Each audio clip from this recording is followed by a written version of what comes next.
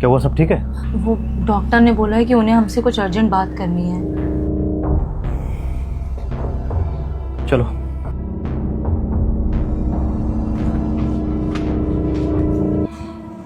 ये दवाइयाँ रेगुलर लेते रहना और अगले महीने फिर आ जाना आप। डॉक्टर साहब, आइए आइए, बैठिए।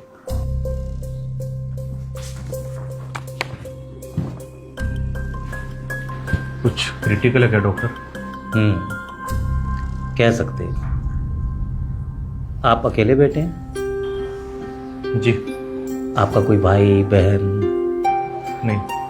देखिए, आपके फादर अब स्टेज पे हैं जहाँ पे उनके ऑर्गन्स लगभग फेल होने की कंडीशन पे हैं। सर्जरी कर नहीं सकते क्योंकि रिकवरी के चांसेस बहुत कम हैं। तो हम क्या किसी दूसरे हॉस्पिटल में ट्राई करें? हाँ हाँ ज़रूर, और मन की तसल्ली के लिए करना भी चाहिए, लेकिन कोई फ़ायदा नहीं होगा। टाइम और पैसा दोनों वेस्ट होंगे। बाकी आपकी मर्ज़ी है। आप आइए मेरे साथ एक बार। चलिए।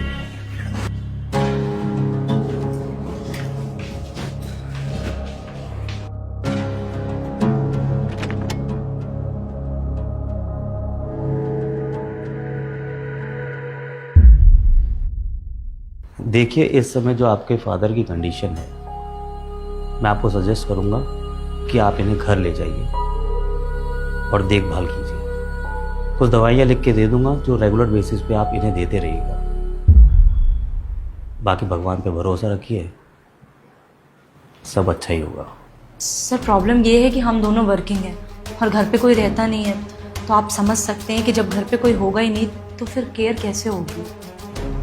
आप एक काम करिए ना, एक आप अटेंडेंट रख लीजिए घर पे।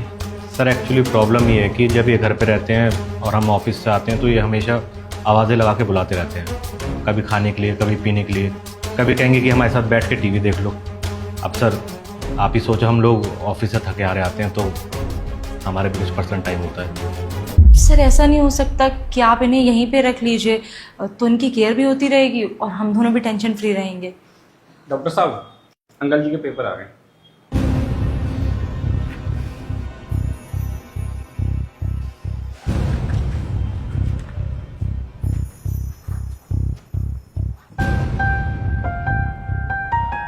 आइए एक मिनट।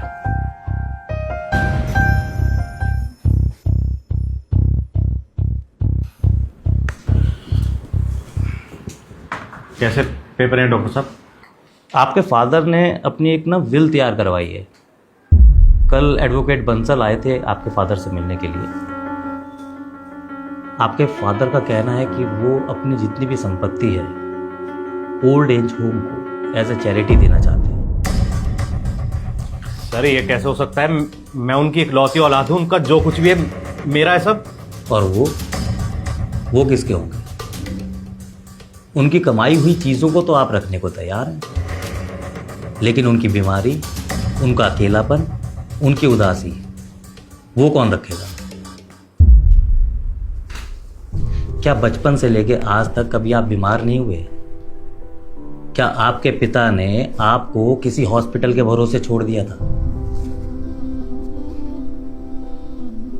आपने बड़े प्यार से बोल दिया कि हम ऑफिस से आते हैं और थक जाते हैं। क्या आपके पिता ने कभी शिकायत की जीवन भर कि वो कितना थके होंगे? जब आप दो जने ही घर में हो तो क्या वो बात करने के लिए किसी तीसरे के पास जाएंगे? आपके पिता ने पूरा जीवन आपका भविष्य बनाने के लिए खपा दिया और उनके अंतिम समय में आप उनसे हाथ छुड़ाना चाहते हैं। किसी ज्योतिष ने आपको गारंटी दी है क्या आप कभी बूढ़े नहीं होंगे, या आपकी औलाद आपके साथ मरते दम तक रहेगी? अरे अंकल जी, आप कैसे आ गए? अंकल जी को जैसे ही पता लगा इनके बेटे और बहू आए हैं तो अंकल जी मिलने के लिए आ गए। पापा आप बैठिए, मैं आपकी छुट्टी के पेपर बनवा के आ रहा हूँ। छुट्टी हो रही है क्या? जी पापा जी, हम आपको घर ले जाने आए हैं, आप बस थोड़ा सा इंतजार करिए।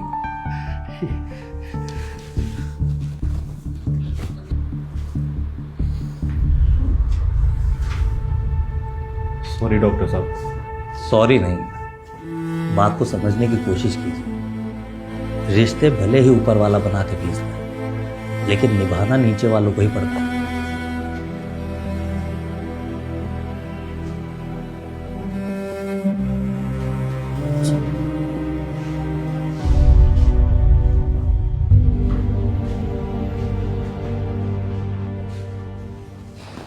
राहुल, जी डॉक्टर साहब।